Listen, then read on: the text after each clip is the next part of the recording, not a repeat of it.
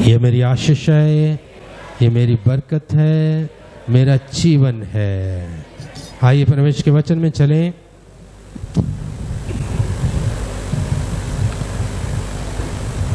उत्पत्ति की पुस्तक उसका 26 अध्याय और उसकी 12 और 13 वचन को हम पढ़ेंगे।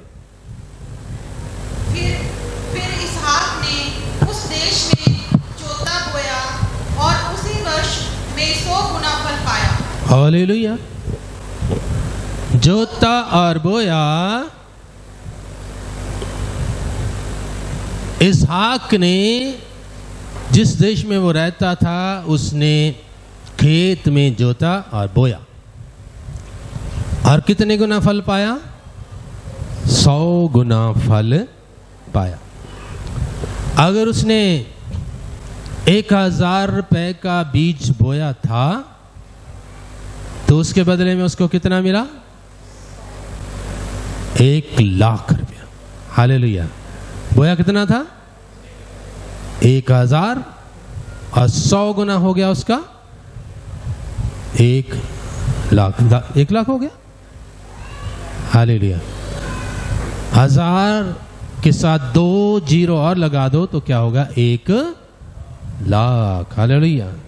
आप परमेश्वर के वीडियो इसहाक कौन है? परमेश्वर का जन, एक धर्मी जन, सन पिता अब्राहम का पुत्र। अब्राहम, इसहाक, याकूब और आगे पीढ़ियां चलती चलती हम तक पहुंचती हैं। हम भी उसी पीढ़ी के लोग हैं। हालेलुया। और हमें भी ये वाला जो वरदान है, ये वाली जो आशीष है, हमारे जीवन में भी ये चीज होनी चाहिए। जोते बोने का अर्थ क्या है? जो भी काम हमें मिला है उसमें हमने परिश्रम करना, उसमें हमने मेहनत करनी है। तो परमेश्वर की ओर से परमेश्वर हमें आशीष करेगा, संपन्न करेगा। अब तो खुश हो जाओ, संपन्नता की बात कर रहा हूं। हालेलुया। आशीष की बात कर रहा हूं, वो भी 100 गुना। हालेलुया। और प्रभु आपको देना चाहता है, यही वचन मैं आपको देना चाहता हूं आज। हालेलुया। खुशी से ग्रहण करें, धन्यवाद करें प्रभु का। कोई डंडे की मार वाला वचन नहीं है। आज क्या है? आपकी संपन्नता का। हालेलुया। धन दौलत का, पैसे धेले का। हालेलुया। जिस बात से हमें खुशी मिलती है। हालेलुया। आप परमेश्वर के वीडियो कि परमेश्वर हमेशा अपने लोगों को संपन्नता देना चाहते हैं। परमेश्वर के वचन में संपन्नता का प्रचार है, संपन्नता की बातें हैं। वैसे भी मैं हमेशा जो है संपन्नता का ही और ब्लेसिंग का ही प्रचार करता हूँ। आने वाले समय की आशाएं, उम्मीदें, उसी का प्रचार करता हूँ और उसी में मैं आगे बढ़ाता हूँ। मुझे याद नहीं कि कभी मैंने ऐसा प्रचार किया हो कि गरीब हो जाओ और तुम्हें कुछ ना मिले। लेकिन परमेश्वर के वीडियो बहुत सारे सेवक हैं जो ऐसा प्रचार करते हैं। क्या करते हैं? कि हम इस संसार के नहीं हैं, संसार हमारा नहीं है। ये बात भी मैं बोलता हूं, लेकिन इसका अर्थ भी आपको समझाता हूं कि संसार की बुराइयां हमारी नहीं है। हम संसार के उन कामों में शामिल नहीं हैं जो संसार करता है। हालेलुया। और बहुत सारे सेवक क्या सिखाते हैं? हम इस संसार के नहीं हैं, ये संसार हमारा नहीं है। हम तो एक जंगल के अनुभव में गुजर रहे हैं। हालेलुया। जंगल में कुछ होता है? जंगल में क्या होता है? पेड़ पौधे, झाड़ियां, कोई रास्ता नहीं। और कोई रेस्टोरेंट होता है वहां? कोई मॉल होता है?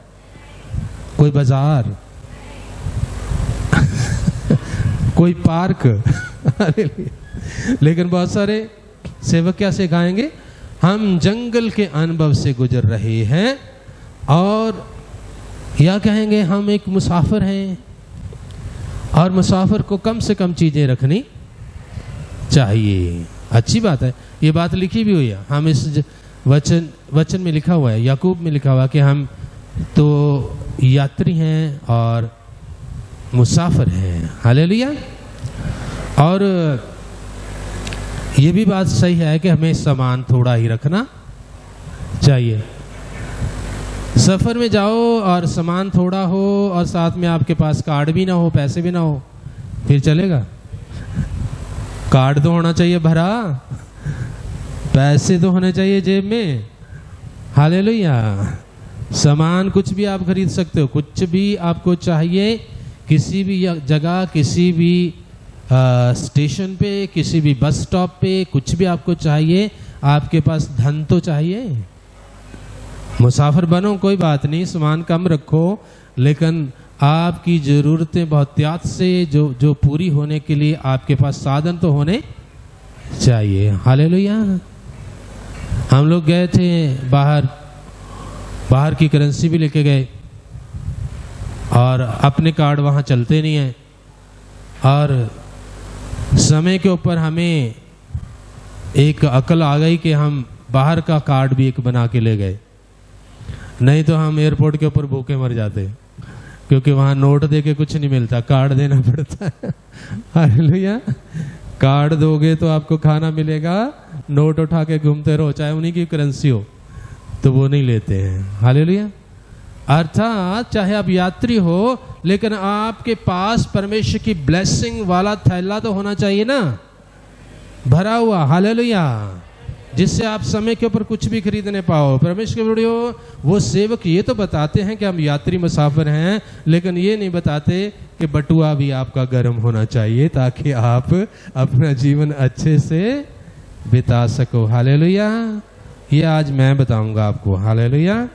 अगर परमेश्वर के अगुवे ही ये नहीं जानते कि हमें संपन्न होना है और संपन्न अपने लोगों को करना है, तो वो लोग फिर संपन्न नहीं हो सकते हैं। हालेलुया। परमेश्वर के बेटे बड़ियो, परमेश्वर के वचन जो है वो हमें संपन्नता के विषय में सिखाता है, आशीष देता है। जीवन के कई अनुभव होते हैं, जैसे अभी मैं बता रहा था कि कड़वाहट का अनुभव होता है और शोक का अनुभव होता है और एक आनंद का अनुभव होता है, और इसमें सबसे अच्छा जो है वो आनंद का अनुभव है। परमेश्वर के वचन में हमें आनंदित रहने के लिए बताया गया है, और आनंदित बंदा तभी रह सकता है जब उसके पास सब कुछ बहुतायत से होगा। हालेलुया। परमेश्वर के लोगों के पास भी, प्रभु के दासों के पास भी सब चीज़ें बहुतायत से थी। संत पौलुस एक बार कहते हैं, मेरे पास सब कुछ है वरन बहुतायत से है। और वो कहते थे, मैं अपनी कलीसिया में से जो बढ़ती है वो बढ़ती और कलीसियाओं में भेजता हूँ, ताकि वो भी संपन्न हो जाएं। हालेलुया। कलीसियाओं का संपन्न होना बेहद ज़रूरी है, लोगों का संपन्न होना बेहद ज़रूरी है। परमेश्वर के वीडियो। और दूसरे जो अनुभव है, जो कड़वाहट, बुरा मन जो है, वो हमारे जीवन के लिए अच्छा नहीं है। इस तरह का मन जो नीति वचन में लिखा हुआ है कि यदि किसी का मन जो है वो कड़वाहट से भरा हुआ है, तो वो उसका शरीर भी साथ नहीं देता है। अच्छा आनंदित मन जो है, आनंद जो है, खुशी जो है, अच्छी औषधि है। नीति वचन 17 अध्याय पढ़ी लें, 17 अध्याय 22 वचन है, उसमें ये वचन लिखे गए हैं। 3 अनुभवों में से आनंद का अनुभव अच्छा है। पढ़े। मन का आनंद अच्छी औषधि है, परंतु मन के टूटने से हड्डियां सूख जाती है। हालेलुया।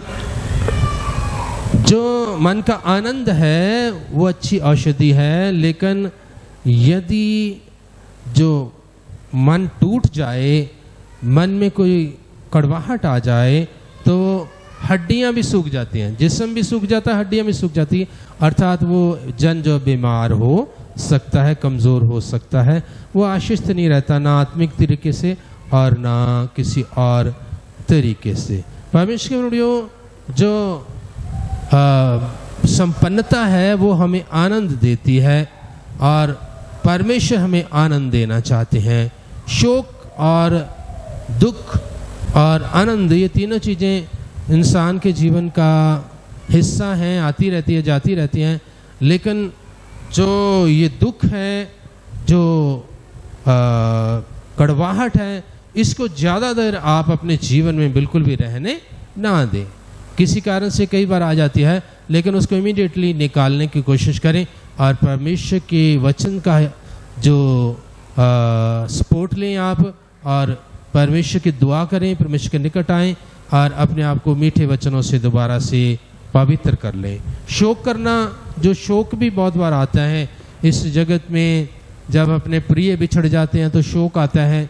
कई एक और चीज़ों के कारण भी शोक जो है, जो कष्ट है, थोड़ी देर के लिए हमारे जीवन में आता है। प्रभु यीशु मसीह ने भी कहा, मत्ती की पुस्तक 5 अध्याय और उसके 4 वचन में प्रभु यीशु मसीह ने कहा, धन्य हम जो शोक करते हैं। ये शोक अलग किस्म का है। शोक का भी कुछ समय होता है और शोक के समय में शोक करना उचित है। सब उपदेशक में भी लिखा है, शोक का भी समय है, रोने का भी समय है, हंसने का भी समय है, बीज बोने का भी समय है, और सब चीज़ों का अलग अलग समय है। लेकिन वो चीज़ आपके जीवन में बनी नहीं रहने। 5 की 4 मत्ती भी पढ़ ले। धन्य है वह जो शोक करते हैं, क्योंकि वह शांति पाएंगे। धन्य है वह जो शोक करते हैं, क्योंकि वह शांति पाएंगे। परमेश्वर के वीडियो, प्रभु यीशु मसीह ने कहा शोक करना चाहिए। जब शोक आता है तो शोक करो, लेकिन ये नहीं लिखा यहाँ पे, ये नहीं कहा कि शोक में ही बने रहो। क्या है? शोक के बाद आपको क्या मिलेगी? शांति मिलेगी। शोक थोड़ी देर का है। शोक के अंदर अपने आप को सुधारो, शोक के अंदर आप हम्बल हो जाओ, शोक के अंदर दुआ करो, शोक के अंदर उपवास रखो, लेकिन उसके बाद आप शांति पाओ। प्रभु यीशु मसीह ने कहा, हालेलुया। सो परमेश्वर, ऐसी संपन्नता की बहुत सारी बातें हैं जो परमेश्वर के वचन में लिखी है। ना तो हमारे जीवन में कड़वाहट बनी रहनी चाहिए और ना हमारे जीवन में शोक बना रहना चाहिए, लेकिन आनंद है जो वो हमारे जीवन में ज़रूर बना रहना चाहिए। और कैसे हम इस आनंद को पा सकते हैं, कैसे हम संपन्नता को पा सकते हैं? संपन्नता केवल पैसे देने की नहीं होती। मैंने आपको बताया मन की भी है। हालेलुया। अच्छा आनंदित मन जो है वो संपन्न एक मन है, वो एक अमीर मन है, वो एक खुशहाल मन है। हालेलुया। धन दौलत केवल खुशी नहीं देती परमेश्वर वीडियो, लेकिन दोनों चीज़ें आपके जीवन में बैलेंस रहनी चाहिए। आपका मन भी, आपका तन भी, वो भी हेल्दी रहना चाहिए। एक हेल्दी शरीर जो है वही एक अमीर शरीर है। हालेलुया। और यदि आपका शरीर बीमार है तो आप जैसा गरीब कोई नहीं है, चाहे जितना मर्जी धन पड़ा रहे, उसका कोई लाभ नहीं है। अमीरी क्या है? एक तो संसारिक संपन्नता अर्थात धन, दूसरा जो है आपके मन की संपन्नता अर्थात आपका मन खुश और आनंदित रहना चाहिए, और तीसरा आपकी शरीर की संपन्नता भी आपको चाहिए। हालेलुया। इसके साथ और भी बहुत सारी जुड़ी रहती हैं, लेकिन मेन यही है, जैसे मानसिक बैलेंस वो मन में ही आता है, और कई तरह की और जो जितनी भी है, मेन ये 3 ही तरह की संपन्नता है। एक शारीरिक, शरीर में जो आपकी तंदुरुस्ती चाहिए, मन में आपके आनंद चाहिए, और साथ में आपके जीवन में धन दौलत और सब कुछ चाहिए। हालेलुया। आप परमेश्वर बड़ियो, हमें ये संपन्नता को कैसे हासिल करना है, किस तरह से? परमेश्वर तो हमें देना चाहते हैं। वचन में हमने पहले वचन पढ़ लिया, परमेश्वर हमें 100 गुना देना चाहते हैं। हालेलुया। शरीर का तंदुरुस्ती भी 100 गुना, मन की तंदुरुस्ती भी 100 गुना, और धन की जो बढ़ती है वो भी 100 गुना देना चाहते हैं। हालेलुया। लेकिन उसके लिए कई रुकावटें होती हैं, जिनको यदि हम दूर कर दें तो हम सचमुच आशीषित और ब्लेस्ड बन सकते हैं। सबसे पहली बात है कि मनोदशा को चेंज करना होगा। मनोदशा क्या है?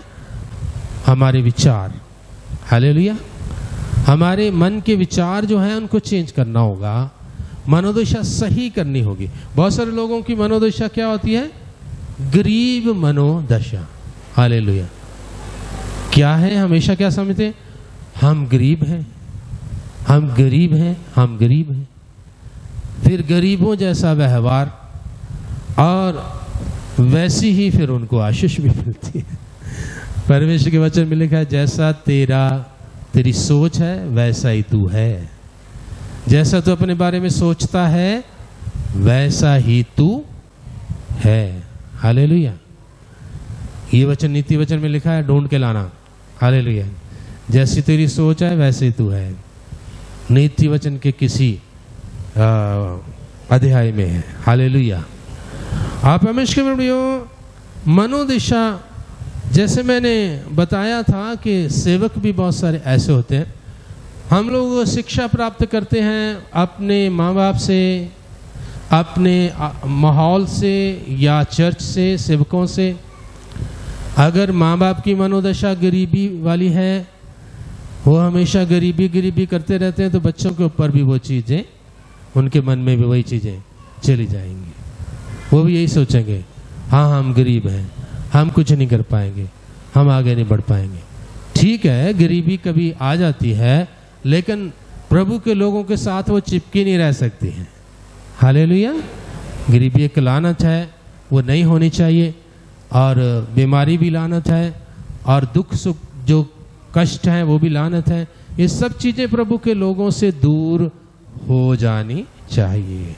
इसलिए परमेश्वर के बड़ियों, मनोदशा को चेंज करना बहुत ज़रूरी है, और माँ बाप को भी अपनी मनोदशा चेंज करनी। यदि आप गरीबी में भी चल रहे हैं तो आप अपने बच्चों की मनोदशा को चेंज करें। आप उन्हें सिखाएं कि प्रभु हमें ब्लेस करेंगे, प्रभु तुम्हें ब्लेस करेंगे, प्रभु तुम्हें आगे बढ़ाएंगे।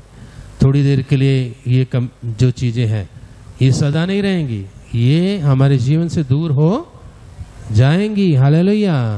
हम हमेशा ऐसे थोड़ी रहेंगे। हम प्रभु के बच्चे हैं, और परमेश्वर के लोगों की, परमेश्वर के भक्तों की अच्छी अच्छी बातें आप उन्हें सिखाएं, आप उन्हें बताएं। परमेश्वर के वचन में जो ज़्यादातर परमेश्वर के भक्तजन अमीरी थे। हालेलुया। क्या बोल रहा हूँ? परमेश्वर के ज़्यादातर लोग क्या थे? अमीर। हालेलुया। और ब्लेस्ड, आशीषों से भरे हुए। हालेलुया। बरकतों से भरे हुए। और उनके जीवन में यदि कोई कष्ट भी आया, लेकिन उन्होंने उसको जो दूर कर दिया। परमेश्वर के बहुत सारे लोग जो हैं वो सिखाते हैं, परमेश्वर के वचन में ही सिखाते हैं। बहुत सारे सेवक एक वचन परमेश्वर के सेवक सिखाते हैं। नीति वचन 30 अध्याय उसका 8 और 9 वचन जो है वो पढ़ें। ये अक्सर बहुत सारे परमेश्वर के दास लोग सिखाते रहते हैं, और लोगों के मनों को एक जगह रोक के रख दिया है, और आगे नहीं बढ़ने पाते। पढ़े जल्दी से। अर्थात व्यर्थ और झूठी बात मुझसे दूर रख। मुझे ना तो निर्धन कर और ना धनी बना। ना मुझे निर्धन कर और ना मुझे धनी बना। आगे। प्रतिदिन की रोटी मुझे खिलाया कर। बस प्रतिदिन की रोटी मुझे खिलाया कर। आगे। ऐसा ना हो कि जब मेरा पेट भर जाए तब मैं इनकार करके कहूँ कि यहोवा कौन है। ऐसा ना हो कि यदि मुझे बहुत मिल जाए, मेरा पेट भर जाए, मैं परमेश्वर की निंदा करने लगूं। आगे। या अपना भाग खोकर चोरी करूं, या मुझे इतना कमी हो जाए कि मैं चोरी करने लग जाऊं, और अपने परमेश्वर का नाम अनुचित रीति से लूं। क्या लिखा है वचन में? हे परमेश्वर, मुझे प्रतिदिन की रोटी दिया कर, ना तो मुझे अमीर बना तो ना मुझे गरीब बना। मैं नहीं आपको ये सिखा रहा, मैं इसका मतलब समझाऊंगा, लेकिन बहुत सारे सेवक अपनी कलीसिया को ये सिखाते हैं, ना तो अमीर हो ना तुम ज़्यादा गरीब हो, मिडिल में रहो। हालेलुया। परमेश्वर के बड़े, ये शिक्षाएं हैं। नीति वचन क्या है? शिक्षाएं हैं। इसका अर्थ क्या है? जब कभी तुम्हारे ऊपर ऐसा समय आ जाओ कि तुम गरीब हो जो किसी कारण से, तो भैया चोरी मत करने लग पड़ना। हालेलुया। क्या दी गई है? शिक्षा दी गई है। गरीब हो जाओ, ये यहाँ पे ये नहीं कहा गया कि तुम गरीब हो जो तो चोरी कर सकते हो। या अमीर हो जाओ तो परमेश्वर की निंदा कर सकते हो। एक उदाहरण दी है कि बहुत बार लोग गरीब हो जाते हैं तो वो बुरे कामों में फंस जाते हैं। वो कहते हैं परमेश्वर कौन है, हम परमेश्वर के साथ नहीं चलेंगे, और चोरी करने लगते हैं। उसके बाद वो क्या धर्मी बने रहेंगे? नहीं, वो नाश हो जाएंगे। और यदि वो अमीर हो जाएं, ज़्यादा अमीर हो जाएं, और उसके बाद परमेश्वर की निंदा करने लगें, तो भी वो परमेश्वर को पसंद नहीं आएंगे। परमेश्वर यहाँ पे जो बंदा कह रहा है कि मुझे ना अमीर बना ना गरीब बना, वो खुद एक राजा है और बहुत अमीर है। कौन था राजा? कौन सा? सुलेमान। राजा सुलेमान के लिखे हुए ये वचन है। वो शिक्षा दे रहा है कि भाई कभी गरीब हो जाओ तो परमेश्वर से दूर मत हो जाना, कहीं गरीबी में चोरी मत करने लग पड़ना, मेहनत करना, परमेश्वर तुम्हें आशीष देगा और दोबारा से तुम्हें परमेश्वर खड़ा करेगा। हालेलुया। और जब अमीर हो जाओ, परमेश्वर तुम्हें बहुत आशीष दे दे, तो कहीं भूल ना जाना परमेश्वर को, कहीं तुम कहने लगो सब कुछ मेरा ही है, सब कुछ मैंने ही कमाया है, सब कुछ मैंने ही बनाया है, सब कुछ का मालिक मैं ही हूँ। बहुत सारे अमीर लोग परमेश्वर को भूल जाते हैं, लेकिन परमेश्वर ये जो राजा है ये खुद इतना अमीर है कि सोने चांदी के ढेर इसके घरों में और इसके एरिया में लगे रहते थे। सोने को घरों के अंदर रख लेते थे और चांदी कई बार सड़कों में पड़ी रहती थी, ढेरों के ढेर। और उत्तम लकड़ियां और उत्तम चीजें, उत्तम वस्त्र इसके पास बहुत त्याग से थे। उस समय की दुनिया में सबसे अमीर राजा था राजा सुलेमान। हालेलुया। ये ऐसी शिक्षा क्यों देगा कि तुम अमीर ना बनो? हालेलुया। खुद तो अमीर है, लेकिन उसने एक उदाहरण दिया है, एक नीति वचन, एक शिक्षा दिया हम लोगों को कि गरीब बन के कहीं गरीबी में ये मत हो कि तुम बुरे बन जाओ, और अमीरी में ये मत हो कि तुम घमंडी हो जाओ। हालेलुया। आप परमेश्वर व्यवस्थावरण की पुस्तक, वहाँ पे एक बहुत अच्छा उत्तर है इस चीज़ का। व्यवस्थावरण 8 अध्याय उसकी 17 और 18 वचन में धर्मी लोगों के बारे में लिखा है।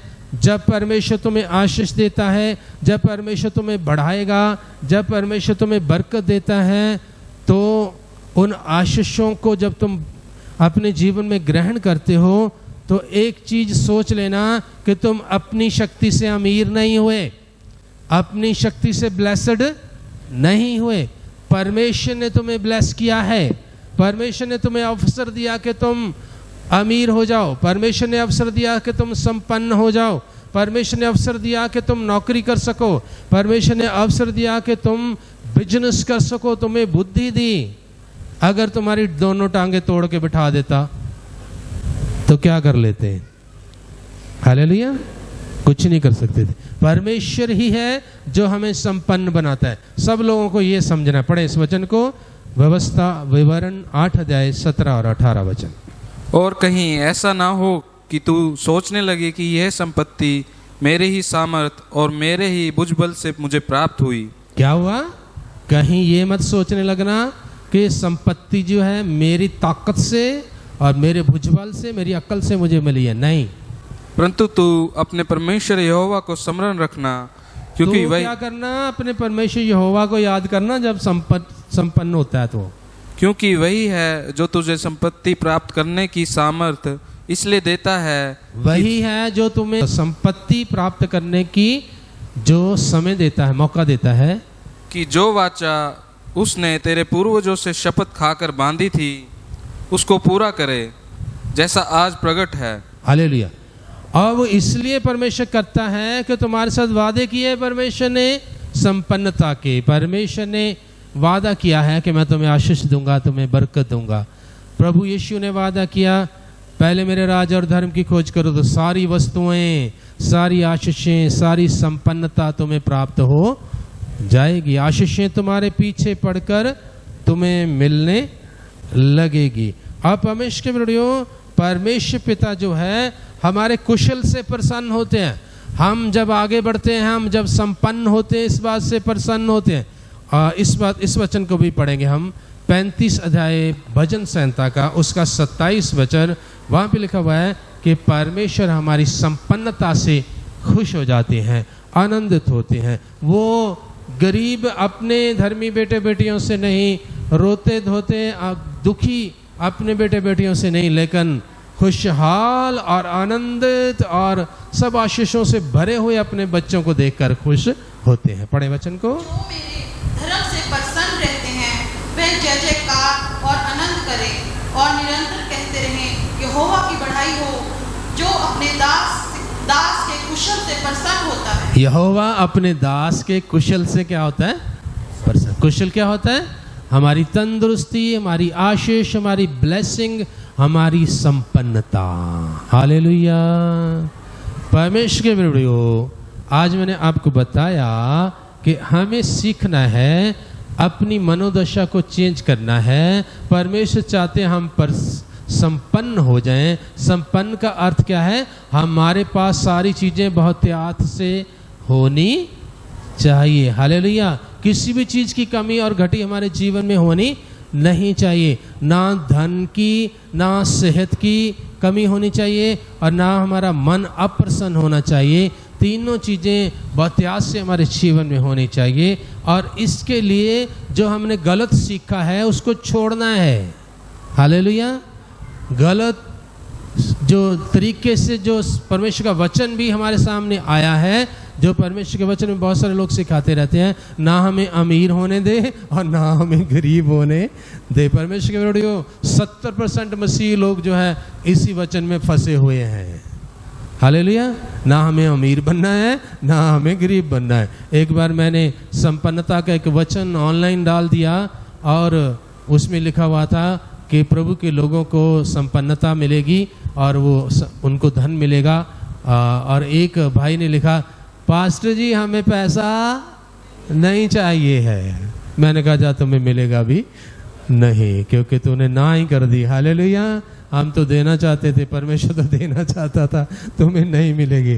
हालेलुया। मनोदशा को चेंज करना है। परमेश्वर के वचन जो हैं वो अधिकतर वचन यही हैं कि परमेश्वर हमें ब्लेस करना चाहते हैं।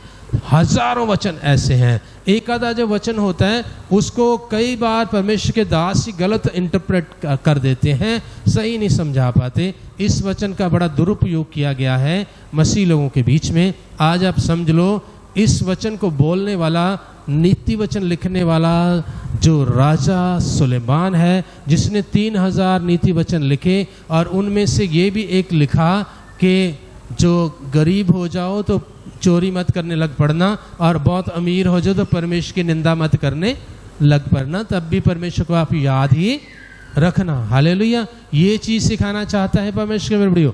और इसके लिए परमेश्वर चाहते हैं कि हम संपन्न हो जाएं, आशीषित हो जाएं। उन्होंने कभी नहीं कहा तुम गरीब रहो और कमियों घटी में रहो। इस चीज़ को आप अपने मन में बसा लो। सबसे पहले संपन्नता का वचन मैं और भी आपको दूंगा। आज आप ये वचन अपने मन में बसा लो कि हमें अपनी मनोदशा, अपनी सोच को चेंज करना है। परमेश्वर हमें बहुत आगे बढ़ाना चाहते हैं। परमेश्वर हमें हर तरह से ब्लेस करना चाहते हैं, आशीष करना चाहते हैं। वो नहीं चाहते कि उसके बच्चे किसी भी तरह से पीछे रहें। यहाँ पे वचन भी मैंने आपको दे दिया। भजन संहिता 35 अध्याय के 27 वचन में क्या लिखा है? परमेश्वर अपने धर्मी लोगों के कुशल से खुश होते हैं। कुशल होने चाहिए हम, पर संपन्न होने चाहिए हम, जो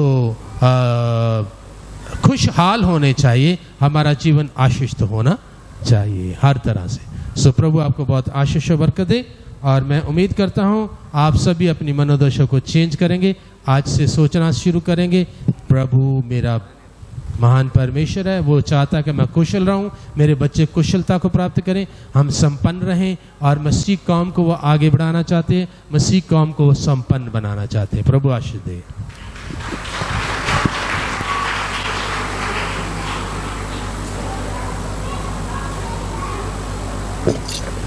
हालेलुया। आइए वचनों के लिए, जीवन की रोटी जो परमेश्वर ने हमारे बीच में भेजी, धन्यवाद करेंगे। Hallelujah, hallelujah. धन्यवाद, धन्यवाद, धन्यवाद प्रेमी परमेश्वर।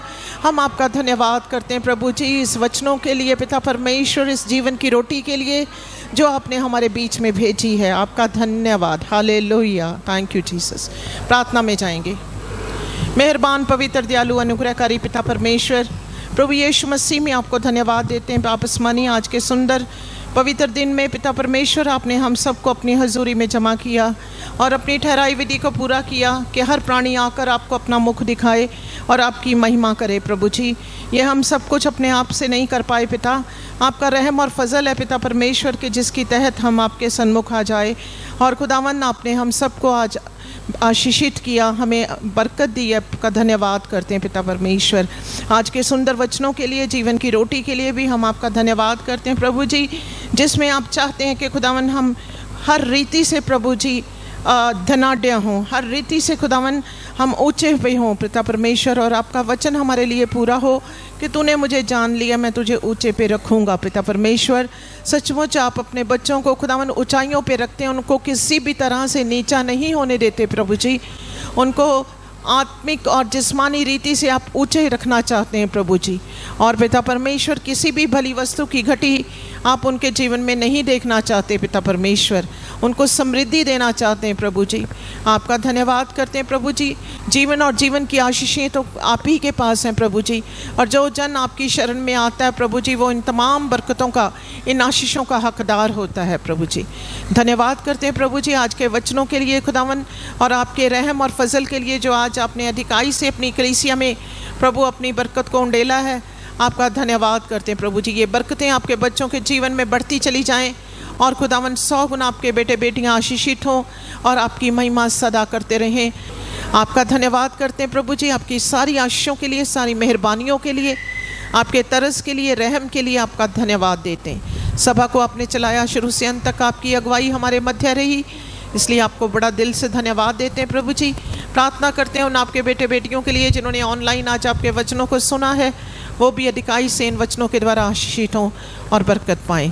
प्रभु यीशु मसीह नासरी के जिंदा, पवित्र और सामर्थी नाम में आमीन।